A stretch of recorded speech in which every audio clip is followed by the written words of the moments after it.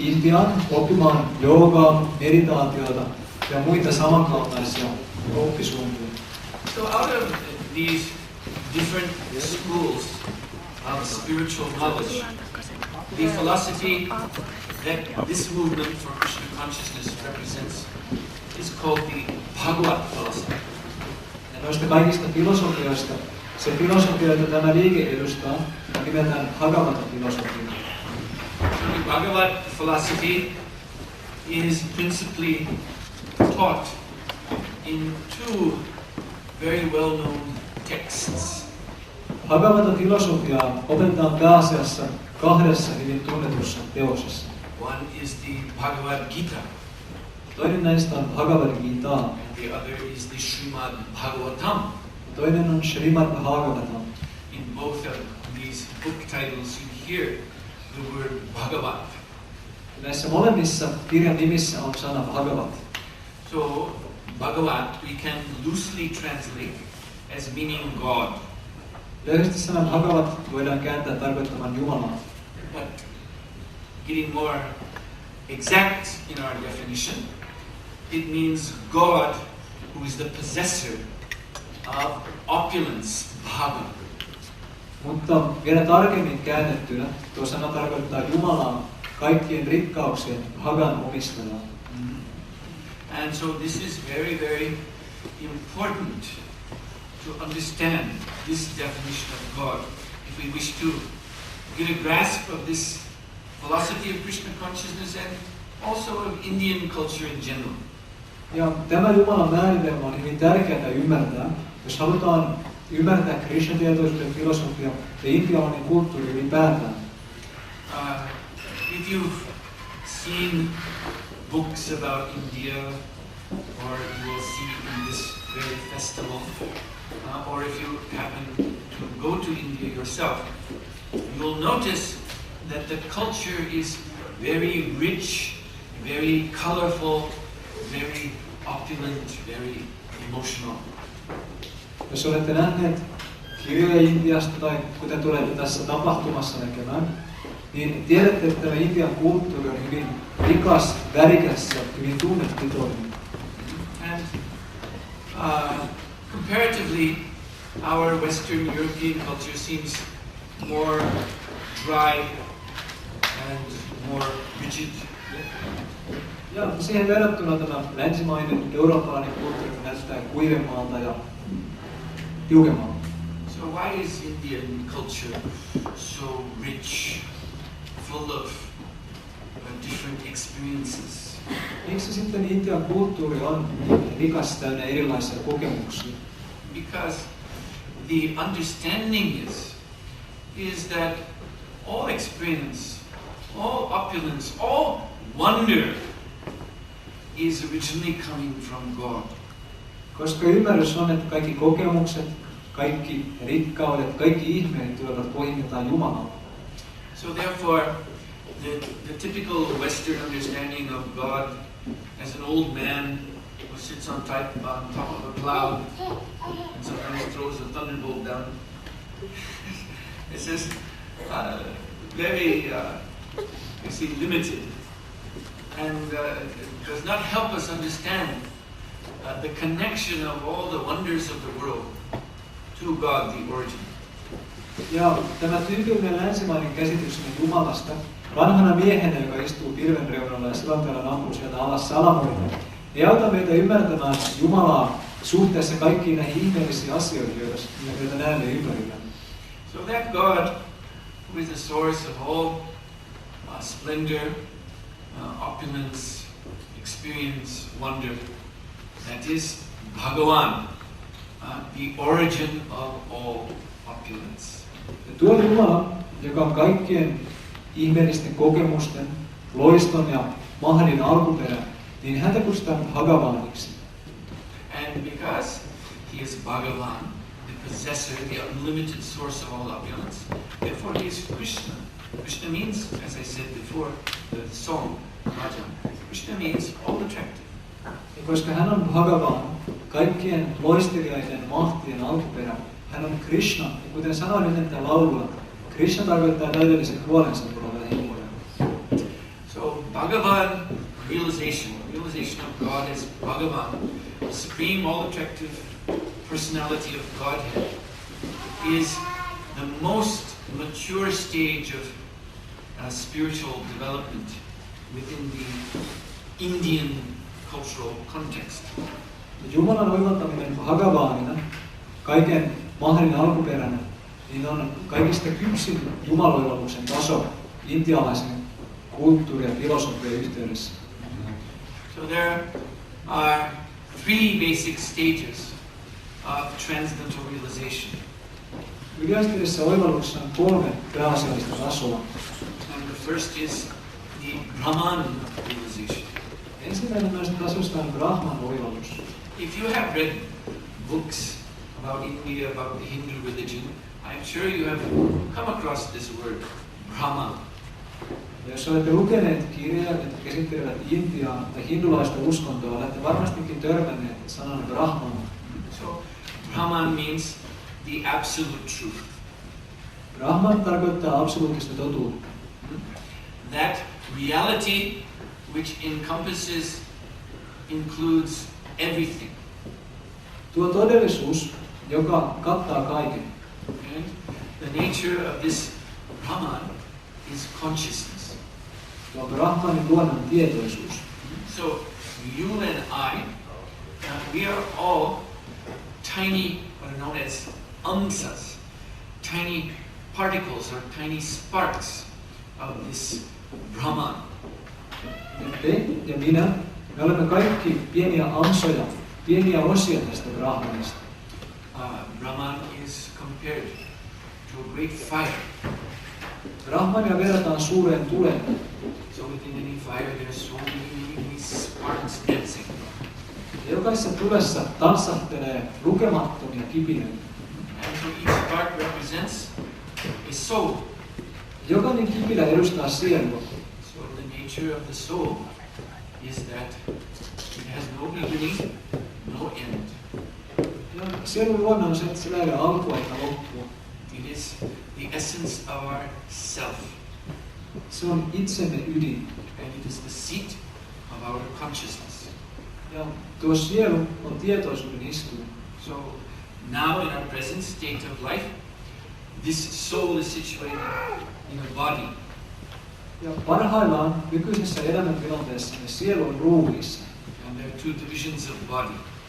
Ruumiskin voidaan ymmärtää 2 tasolla. The Shtula Sharira means this gross physical body. Shtula Sarira tarkoittaa karkeata aineellista fyysistä ruumista. And then the Linga Sharira, the mental body. Ja sitten Linga Sharira, tämä mielen ruumis. So by these coverings, our consciousness becomes conditioned. Ja nämä peitteet ehdollistavat tietoisuuden.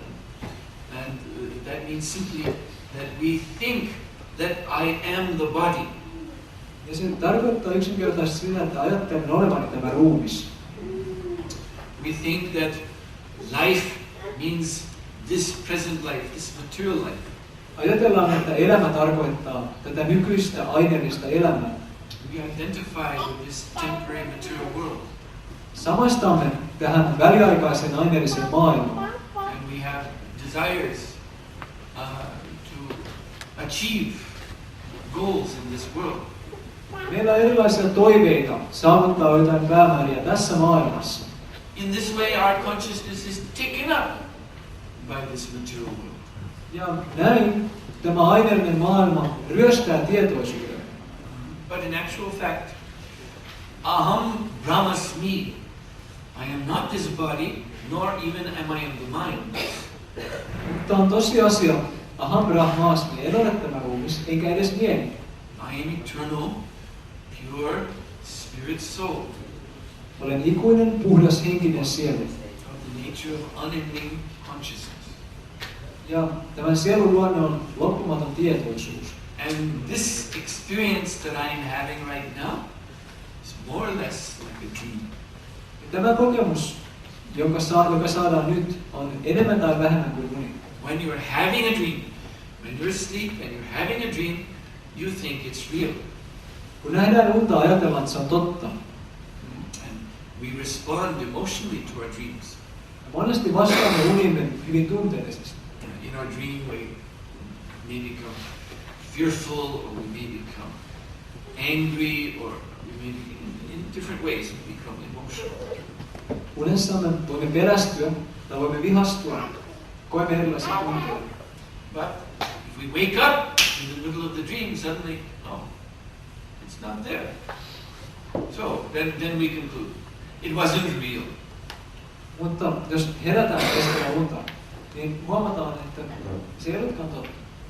So in the same way, Krishna in the Bhagavad Gita, he says, that which is not eternal, that which does not endure, it must be taken to be abhava, unreal. Ja samalla tavalla Krishna selittää Bhagavad Gitasta, että se joka ei ole ikuista, se on ymmärrettävä olevan abhava, se joka ei ole totta. And so that is this world, this body. Ja pohjimmiltaan tuo tarkoittaa, että maailmaa ja tätä ruumista. At every moment, everything here is changing. Joka hetki kaikki tässä maailmassa muuttuu. Gradually in time, all of this that we're now taking to be real will be gone and replaced by something else. Vähitellen kaikki tämä, mitä tässä näemme ympärillämme, on poissa ja tilalle tulee jotain muuta. So Brahman realization is the realization that I am not this. I am not this body, I am not this mind, I am not part of this world. Brahman oivallus tarkoittaa, että en ole tämä ruumis, en ole tämä mieli, enkä ole muutenkaan osa tätä maailmaa. Then the next stage of realization is called Paramatma realization. Ja seuraava askel oivalluksessa on nimeltään Paramatma oivallus. So, as I explained, you and I, we are soul. That means Atma. Atma is the Sanskrit word for soul.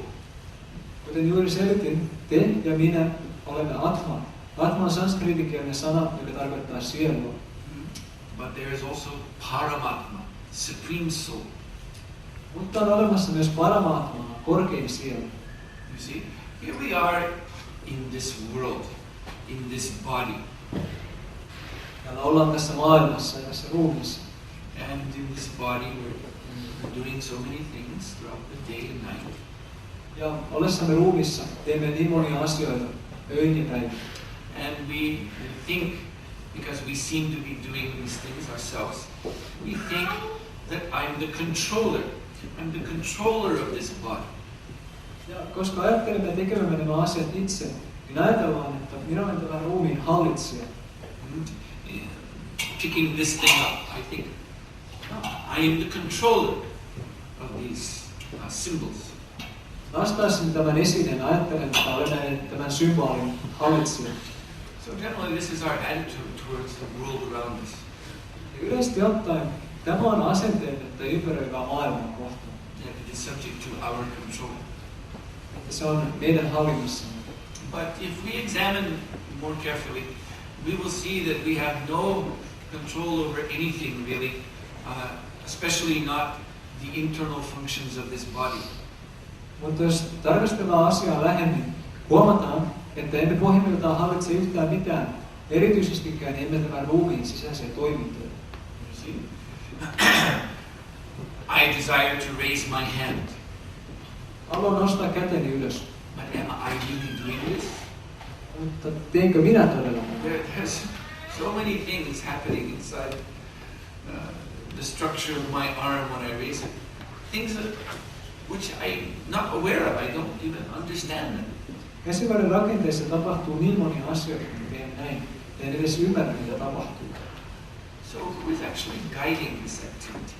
Where does the power really come from to even do such a simple thing as raise my arm? Kuka tämän tekee? Mistä se voima tulee? Edes tällaisen yksinkertaisen asian, kuten käsivarren kohottamiseen. Why is the sun setting in the evening as it is now? And why will it rise the next morning? Miksi aurinko laskee illalla, kuten se on nyt laskemaisillaan? Ja miksi se nousee aamulla? Why is there air for us to breathe? Miksi on olemassa ilmaa, jota hengittää? So, yes, this is the Paramatma, the super soul. Tätä tarkoitetaan Paramatmaa, ylisielu. who is in the Vedic scriptures known as Antaryami, which means the inner ruler within our body. He is actually controlling everything, all the little details of how this body is working. Vedekirjoissa häntä kutsutaan Antarjaamiksi, sisäiseksi hallitsijaksi, joka hallitsee kaikkia asioita siinä, kun tämä ruumis toimii. And he is also Vishvatma, the soul of the whole universe. Hän on samalla myös Vishvatma, koko maailmankaikkeuden sielu. The whole universe is like his body. Koko maailmankaikkeus on hänen ruumiinsa. So Paramatma is outside and also inside. Joten Paramatma on sekä ulkona että sisällä. All pervading. Hän on läsnä kaikkialla. And Krishna declares in Bhagavad Gita, Matak Smita Jnanam Apohanam Cha. Savashuchaham Lisanivishto. I am as Paramatma, I am dwelling within all hearts, and from me are coming knowledge, remembrance, forgetfulness. All of this is coming from a higher power. Krishna selittää Bhagavad Gitassa, että Paramatmana olen läsnä jokaisessa ruumiissa, ja minulta tulee muistitietoja ja unohdus. So Paramatma, this feature of God, is especially sought after by the yogis, the mystic yogis. Tämä Paramatma, tämä erityinen Jumalan olemuspuoli, on se, jota mystikko-joogit etsivät.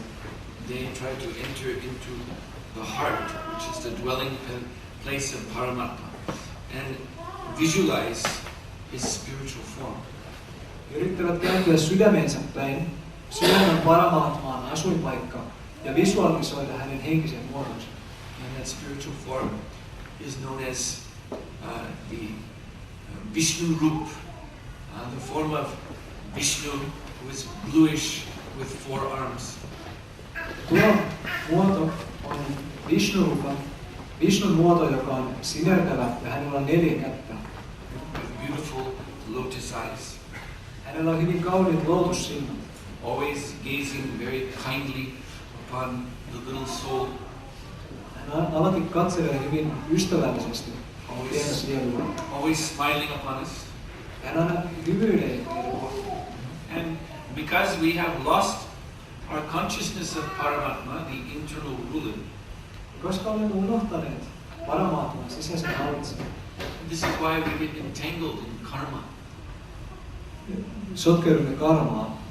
You've all heard this word karma. Olette kaikki varmastikin kuulleet sanan karma.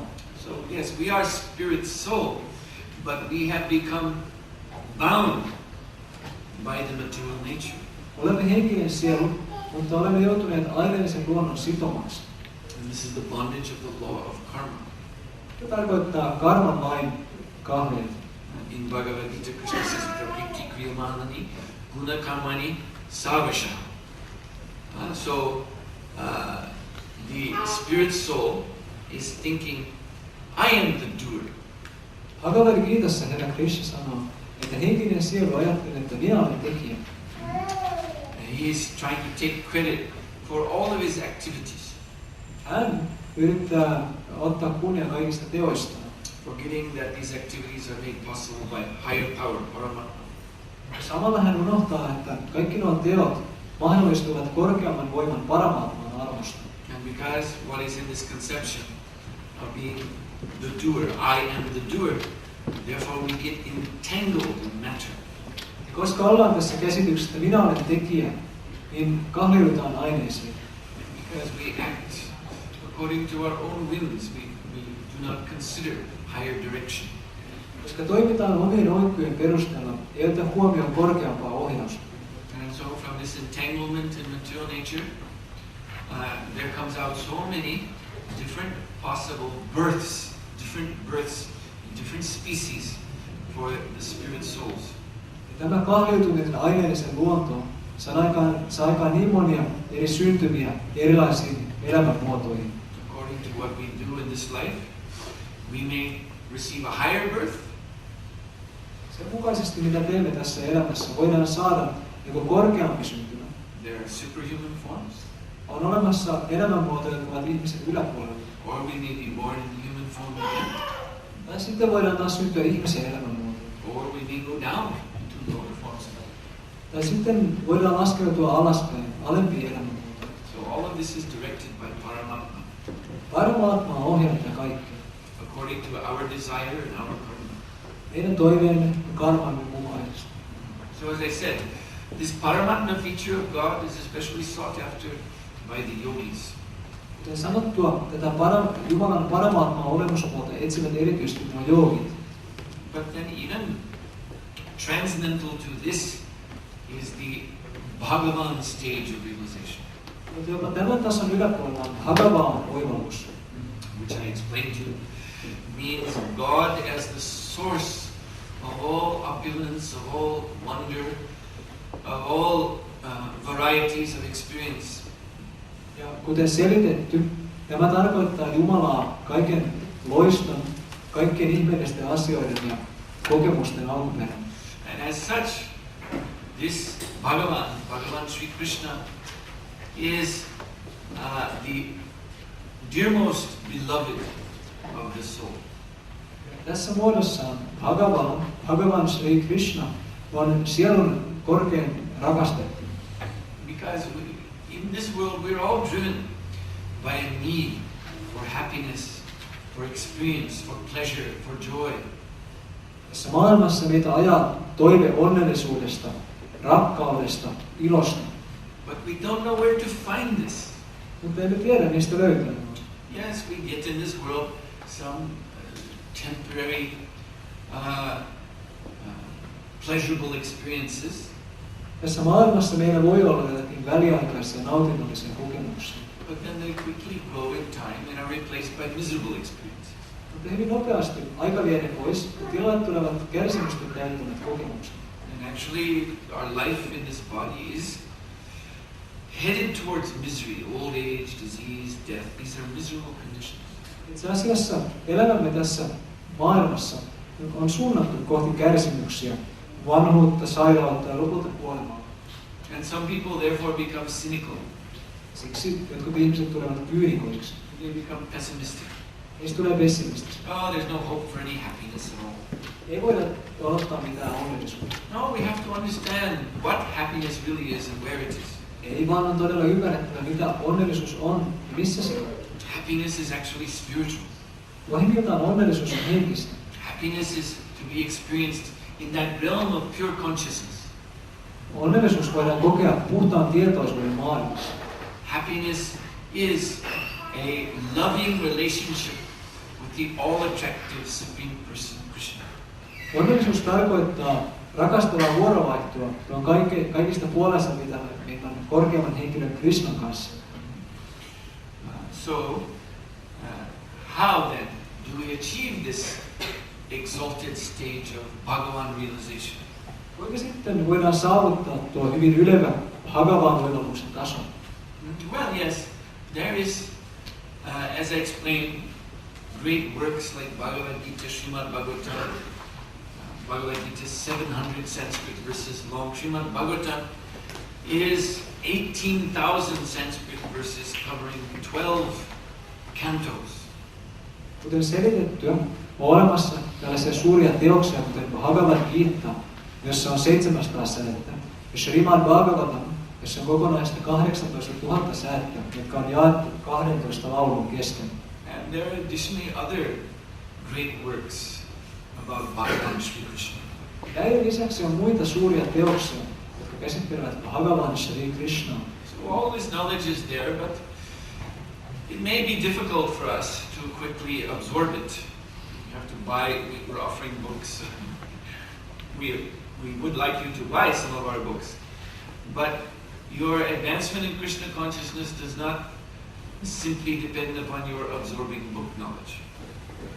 Voi olla ehkä hankala saavuttaa tällaista tietoa. Me tarjoamme kyllä kirjoja, ja niitä toivotaan, että ostattekin, mutta Krishna-tietoisuus ei ole pelkästään kiinni kirjatiedosta. There's also a simple key to this God consciousness, Bhagavan consciousness. Tähän Jumalan tietoisuuteen, Bhagavan tietoisuuteen on olemassa yksinkertainen avain. And this is the chanting of the Hare Krishna Maha Mantra. Tuo avain on tämä Hare Krishna Maha Mantran laulaminen. So,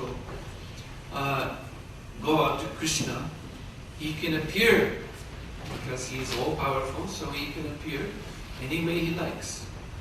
Jumala Shri Krishna, koska hän on kaikki valtias, hän voi ilmestyä missä muodossa hän haluaa. And these ways that he appears for our benefit are described in the scriptures. Pyhissä kirjoituksissa kuvaillaan noita tapoja, joilla hän ilmestyy meidän hyödyksemme. So, one very, very essentially important way in which the Lord appears is in the sound of His holy name. Ja yksi äärimmäisen tärkeä muoto, jossa Herra ilmestyy, on hänen pyhän nimensä äänivärähtely. Hare Krishna, Krishna Krishna, Hare Hare. Hare Rama, Rama Rama, Hare Hare. So, if we can absorb our consciousness in this transcendental sound vibration. Hare Krishna, Krishna Krishna, Hare Hare. Hare Rama, Rama Hare Hare. Jos voimme upottaa tietoisuutemme tähän yliaisteelliseen äänivärähtelyyn, Then this brings us into direct contact with Krishna. voimme olla suorassa yhteydessä Krishnan kanssa. And we experience in this contact with Krishna's name the ananda, the bliss of His presence. Ja ollessamme yhteydessä tähän Krishnan nimeen, voimme kokea anandan, tuon autuuden, joka syntyy hänen läsnäolostaan. And this is why the devotees of Krishna have been chanting the Hare Krishna Maha Mantra in India for thousands of years. Tästä syystä Herra Krishnan palvelijat ovat laulaneet Intiassa tätä Hare Krishna mantraa jo tuhansia vuosia. Because this chanting gives us the taste of the higher transcendental pleasure of association with God. Koska tämä pyhän nimen laulaminen saa aikaan maun, korkeamman maun, joka syntyy seurustelusta Jumalan kanssa. And by this experience we can realize all of God's opulences, all of His mercy, the wonder of His presence. Tuon maun johdosta voidaan oivaltaa koko Jumalan loisteliaisuus, hänen läsnäolonsa ja hänen ihmeensä. The wonder of His presence in our very consciousness eternally. Hänen läsnäolonsa ihmeellisyys omassa tietoisuudessamme ikuisesti. So really that's the ultimate point of this festival of India. We offer you so many experiences, but it comes down to one thing. We want to encourage you to chant the Hare Krishna Maha Mantra. Joten tämä on tämän Festival of Indian ydinajatus, että se tarjoaa kaikennäköisiä kokemuksia, mutta ennen kaikkea haluamme rohkaista jokaista laulamaan, toistamaan tätä Hare Krishna mantraa. So that you can experience Krishna yourself. Niin, että jokainen voi itse kokea tämän Herra Krishna. You see, this is a process that goes beyond mere belief. Tämä on prosessi, joka menee paljon pidemmälle kuin pelkkä usko. Some religious teachers will say you must believe. Uskonnolliset opettajat sanovat, että teidän pitää uskoa. All right, that's not bad. But you can also experience. Ei sekään ole huono, mutta voidaan myös kokea. You can also have a direct transcendental experience. Voidaan saavuttaa suora yliaisteinen kokemus. By the simple method of chanting the Hare Krishna Maha Mantra. Tämän yksinkertaisen menetelmän, eli Hare Krishna Maha Mantran laulamisen avulla. Hare Krishna, Krishna Krishna, Hare Hare, Hare Rama, Rama Rama. So I thank you very much for your kind attention. Kiitoksia oikein paljon ystävällistä tarkkaavaisuudesta. And I hope that I have been able to make this philosophy of Krishna consciousness more clear to you. Toivottavasti olen onnistunut tekemään Krishna-tietoisuuden filosofiasta teille selkeämmin ymmärrettävää. And we do have a few moments. If you have any questions, you can ask them now, and I'll try to answer them. Nyt on hieman aikaa, eli jos teillä on kysymyksiä, niin voitte esittää kysymyksenne ja sitten voin vastata. Anything? Ihan mitä haluatte. Voi esittää myös suomeksi. Riittääkö tämä yksi mantra kaiken kolmen tason kokeiluun?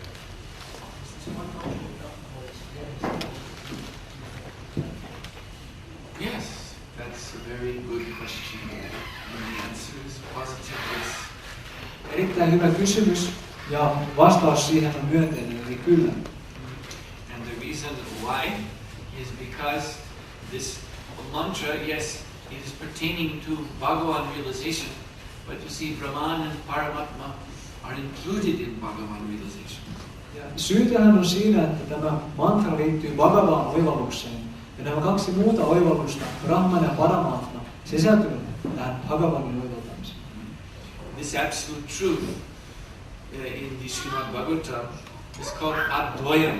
It is one. It is actually not divided into different categories. These are rather stages of realization of the one supreme truth.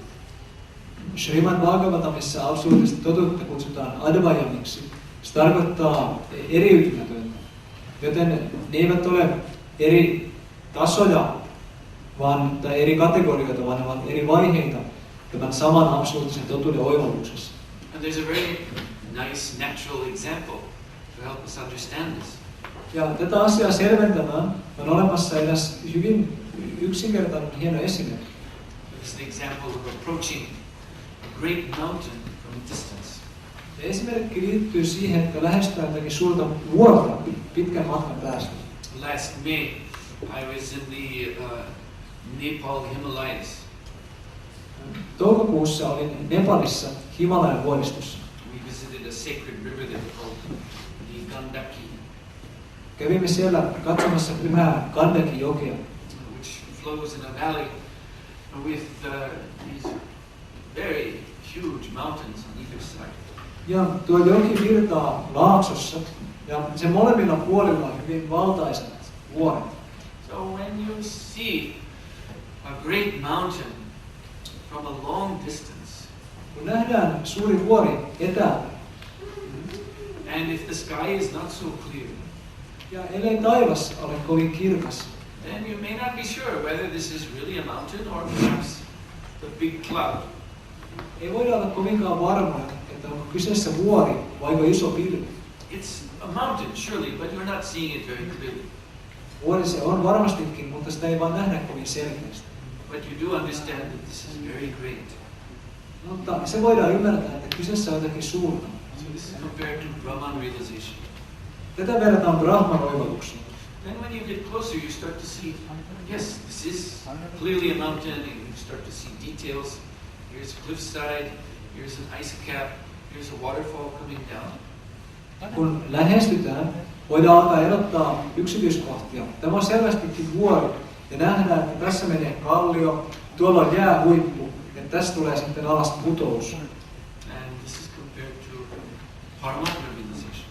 Tätä voidaan verrata Paramatman oivallukseen. And then when you actually come onto the mountain itself, Ja sitten kun tullaan tuolle vuorelle itselleen, and see that on the side of the mountain there are trees and animals and so many features. This is compared to Bhagavan realization. nähdään, että vuoren rinteen on puita, siellä on eläimiä, niin monia eri yksityiskohtia, niin tätä verrataan sitten Bhagavan oivallukseen. So the Hare Krishna Mahamantra is addressing Bhagavan Sri Krishna. Hare Krishna Mahamantra liittyy Bhagavan Sri Krishnaan. And that includes Brahman and Paramatma. Ja tähän kuuluu Brahman ja Paramatma. Any other question? Mitä kysymyksiä?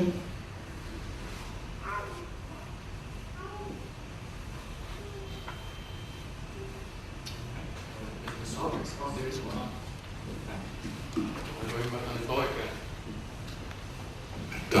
Olenko ymmärtänyt oikein, että ei itse asiassa ole tarkoitus muuttaa niinkään jokapäiväisiä toimia, vaan pelkkää tietoisuutta?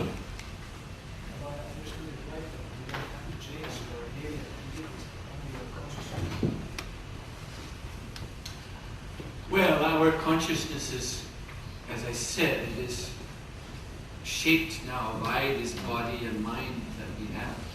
Kuten sanottua, niin tietoisuus, joka meillä on, se on tällä hetkellä tämän ruumiin ja mielen muotouttuma. And our body and mind are certainly active. Ja todellakin tämä ruumis ja mieli ovat aktiivisia. So therefore our activities are shaping, conditioning our consciousness. Ja meidän toimintamme sitten muovaa tietoisuutta. So changing your consciousness necessarily entails some change of activities.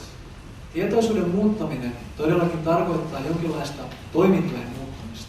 Because there are activities, the things that we do which actually reduce our consciousness. Koska on olemassa sellaisia toimintoja, asioita, joita tehdään, jotka laskevat tietoisuutemme alas. Like for example, drinking alcohol. Esimerkiksi alkoholin juominen. Now, drinking alcohol does not make you a smarter person. Se ei varmastikaan tee kenestäkään älykkäämpää henkilöä. I think everyone knows that. Jokainen varmasti ymmärtää tämän. It's not that the more you drink, then the more likely you're going to be to pass your university exam, or answer complicated intellectual problems of philosophy. Ei varmastikaan ole niin, että mitä enemmän juodaan alkoholia, niin sitä paremmin osataan vastata yliopiston pääsykoekysymyksiin tai sitten johonkin muihin vaativiin kysymyksiin. In simple truth, the more you drink, the more stupid you become. Yksinkertainen tosiasia, että mitä enemmän juodaan, sitä typerämmäksi tullaan. So this is an example of an activity that lowers our consciousness. Tämä on todellakin esimerkki tällaista toiminnasta, joka laskee tietoisuuden alas. Of course, some people prefer that because lowering their consciousness means also to lower their awareness of pain. Jotkut ihmiset pitävät sitä parempana, koska tietoisuuden laskeminen tarkoittaa myöskin, että ollaan vähemmän tietoisia kärsimyksestä. But the real solution is to expand the consciousness to the level of ananda, bliss, which surpasses pain. Mutta todellinen ratkaisu on laajentaa tietoisuus anandan tasolle, autuuden tasolle, joka ylittää tuon kärsimyksen. So yes, there are activities in the yoga system we follow called bhakti yoga, the yoga of devotion to Bhagavan Sri Krishna. Tätä tässä seuraamassamme joogamenetelmässä, bhakti-joogassa on toimintoja, jotka ovat yhteydessä Bhagavan Sri Krishnaan. And these activities are helping us to achieve that state of ananda. Ja nämä toiminnot auttavat meitä saavuttamaan anandan tason. And again we come back to the chief of these activities, which is the chanting of the name of Krishna. Taas voidaan palata tuon tärkeimmän toiminnan tasalle, joka on tämä Hare Krishna mantran toistaminen. That's an activity and that certainly changes our consciousness. Sekin on toiminta ja se todella muuttaa tietoisuuden. Anything else?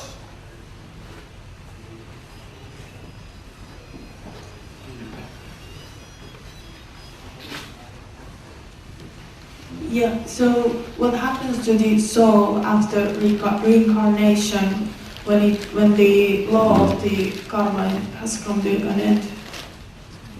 Mitä siellä tapahtuu sen jälkeen, kun karman lain vaikutus loppuu? Well, I indicated in the lecture, but I'll make it more clear. There are actually three kinds of karma. Puhun siitä tässä luennossa, mutta voin selventää sitä. Todellisuudessa on olemassa kolmenlaista karmaa. So that as a general term, the word karma refers to human activity. Yleisesti ottaen sana karma tarkoittaa ihmisten toimintoihin. So if the quality of our karma is just on that level, human activity, then the soul will receive another human birth. Mutta jos karmamme taso on ihmistoimintojen tasolla, niin silloin sielu saavuttaa uudet ihmisruuat. But if in this life we have performed exceptionally good and elevating activities, then that is called punya or punya karma. Mutta jos tässä elämässä me olemme tehneet jotakin erityisen hurskaita, hyviä tekoja, sitten kutsutaan punya karmaksi. And so this will elevate the soul to a higher than human birth. Ja nuo teot kohottavat sielun ihmissyntymää korkeammalle tasolle. The Vedas describe life on other planets. Vedakirjassa kuvaillaan elämää eri planeetoilla. Yes, and on other planets, many other planets, there is superhuman life above the human level of consciousness and activity. On olemassa planeettoja, joissa elämä on paljon ihmisten toimintojen ja tietoisuuden yläpuolella. These entities are known as devatas, devas, which means demigod. They're not God, but they're empowered by God to perform wonderful work in this universe. Nuo elävät olennot, heitä kutsutaan devatoiksi, puolijumaliksi. He eivät ole Jumala, vaan puolijumalia, sellaisia eläviä olentoja, joiden tehtävä on tehdä kaikkia suuremmoisia tekoja tässä maailmankaikkeudessa. So the devatas are controllers of natural phenomena. He ovat luonnonvoimien hallitsijoita. And in the old days, all over the world, people used to worship them. Ja muinaisuudessa ihmiset palvelevat heitä. Like in ancient Greece and Rome, they worshipped Jupiter, or Zeus, they called him. Muinaisessa Kreikassa ja Roomassa palvottiin Jupiteria, tai Kreikassa hän kutsuttiin Zeukseksi. So you hear this same name in the Vedas, Dyaus Pitar, means the Father of Heaven. Tuo sama nimi kuullaan myös Vedoissa, Dyaus Pitar, taivaan Herra. And then he has a personal name, Indra. Ja häneen liittyy myöskin nimi Indra. Sounds a little bit like the Scandinavian god Odin. Se vähän kuulostaa skandinaaviselta Odin jumalalta. So my point is that in olden times people used to worship these superhuman beings. Ja ajatus oli, että ennen vanhaan ihmiset palvelivat näitä yliluonnollisia olentoja. And so by serving them nicely, one could actually in the next life take birth among them. Ja heidän miellyttämisensä johti siihen, että seuraavassa elämässä voitiin syntyä heidän keskuutensa. But if one's karma is very poor, this is called vikarma. Mutta jos karma on hyvin heikko, niin sitä kutsutaan vikarmaksi. Then the soul can drop down into lower than human forms. Silloin sielu vajoaa ihmiselämän tason alapuolelle. Dog, cat, something else. Koira, kissa tai jotain vastaavaa. But all of these destinations, according to Bhagavad Gita, they all change in time. Mutta Bhagavad Gitan mukaan kaikki nämä määritelmät tai kaikki nämä määränpäät muuttuvat ajan myötä. So karma actually carries us around what's called a samsara chakra, a great wheel of birth and death. Joten tämä karma kuljettaa meitä ympäri tässä samsara chakraksi kutsutussa syntymän ja kuoleman pyörässä. And at the top of the wheel, there are the high devatas, demigods, Pyörän yläosassa ovat nämä korkeat puolijumalat devatat. and at the lowest part, there are very low creatures. Ja alaosassa sitten ovat nuo alhaiset olennot. Then the middle region is the human region. Ja keskialue kuuluu ihmisille. So actually, the souls of this world are moving around and around and around through all these positions. Sielut tässä maailmassa kulkevat ympäri kaikissa näissä eri tasoissa. And until we develop transcendental consciousness, what I was explaining in my talk, Brahman, Paramatma, and especially Bhagavan realization, then this going round and round the cycle of birth and death can be endless. Ja ainoastaan sitten kun kehitämme tämän yliaistamisen oivalluksen, josta puhuin tässä luennossa, Brahman, Paramatma ja Bhagavan oivallus, niin kauan kun me emme ole kehittäneet tuota oivallusta, sielu vaan jatkaa tässä kiertokulussa jopa ikuisesti. This development of transcendental consciousness means to awaken the soul to its own nature. Right now we're soul, but we depend on the material nature. Yliaistamisen tietoisuuden herättäminen tarkoittaa sitä, että sielu herää omaan luontoonsa. Parhaillaankin me olemme sielu, mutta parhaillaan tuo sielu on riippuvainen tästä aineellisesta luonnosta. But our own nature is spiritual, and that is the same nature as God's nature. Oma luontomme on henkinen, ja tuo luonto on pohjimmiltaan sama kuin Jumalan luonto. So developing God consciousness means to come into that spiritual nature. Jumalatietoisuuden kehittäminen tarkoittaa astumista tähän henkiseen luontoon. And in that spiritual nature, there are spiritual activities, spiritual personalities, all of the quality known in the Vedas as Sat, Chit, Ananda. eternal, full of knowledge, and full of bliss. Tuossa henkisessä luonnossa on toimintoja, siellä on henkilöitä, ja kaikkea tätä Vedoissa kutsutaan Satchidanandaksi, joka tarkoittaa, että ne ovat ikuisia, täynnä tietoisuutta ja täynnä autuutta.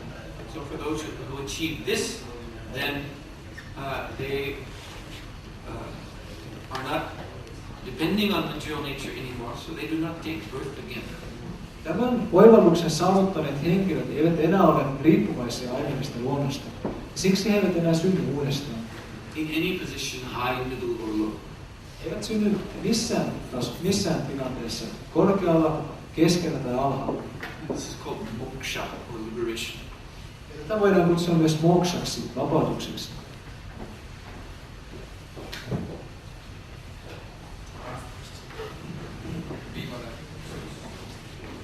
Sen takana jollain on kysymys.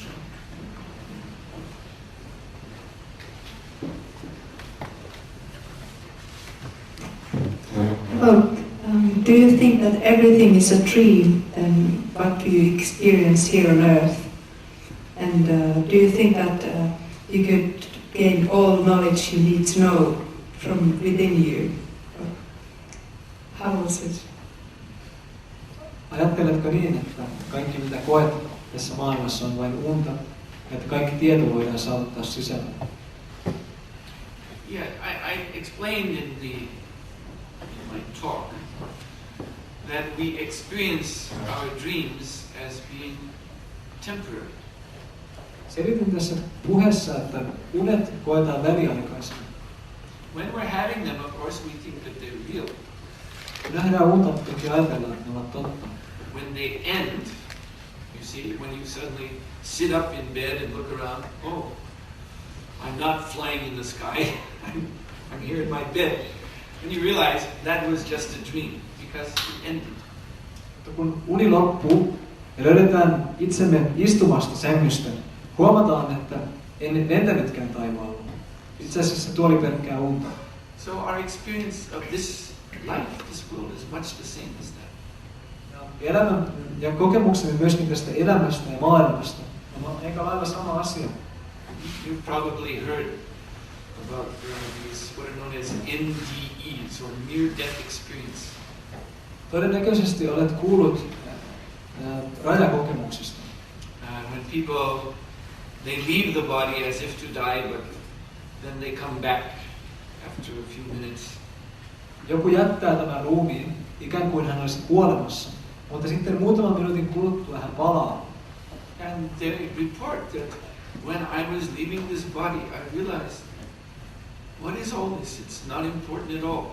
My whole life I was thinking this is everything, but as I was leaving I realized, yes, it is just like a dream.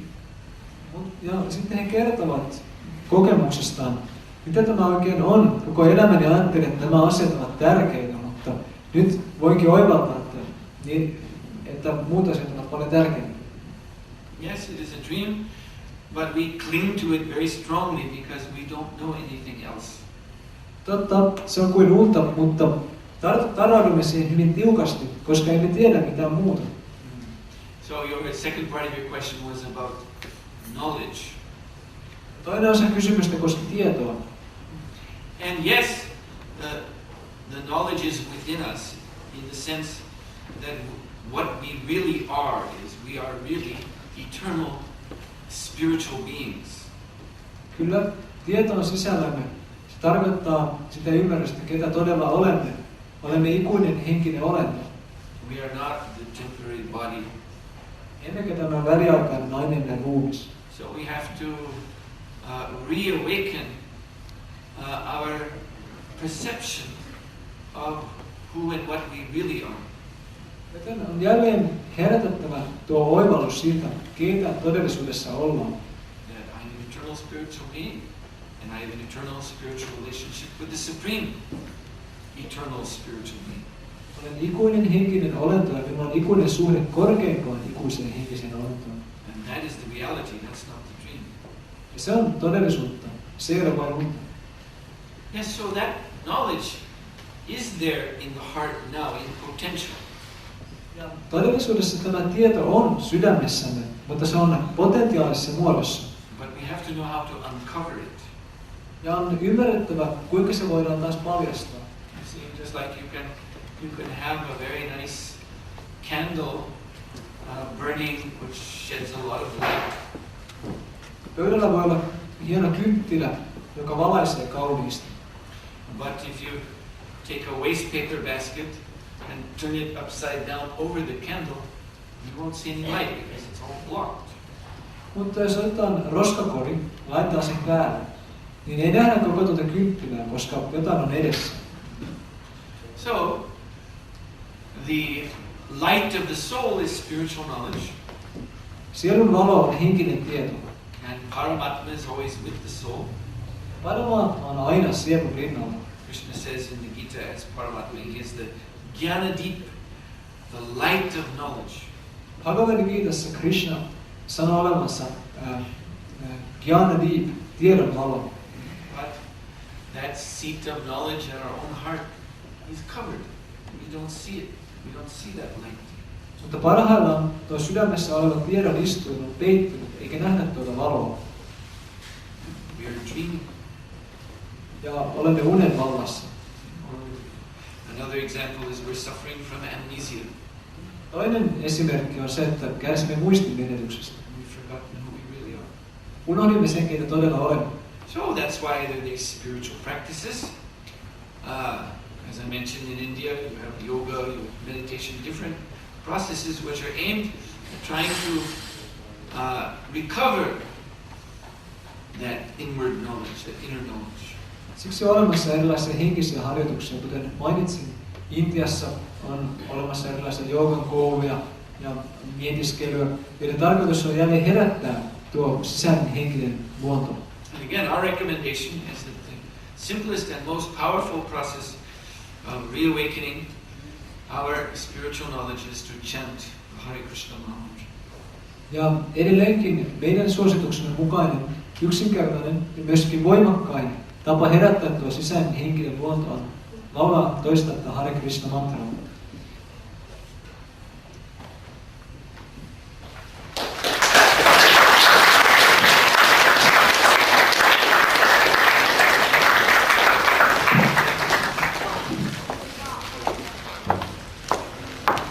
So we like to give our special thanks to Maharaj. He made a special effort also to coming like as a traveling group. Universities around Finland and tomorrow he's lecturing in Turku. Half of the year he's traveling in India and missing some of this experience. Joten Suhotra Maharaj. Eli voidaan erityisesti kiittää Suhotra Swamia siitä, että hän teki tämän järjestelyn tullakseen tänne. Hän luennoi hyvin laajasti myöskin yliopistoissa ja huomenna hän pitää luennon myös täällä Turun yliopistolla. Ja huomenna tuo mahdollisuus on tietysti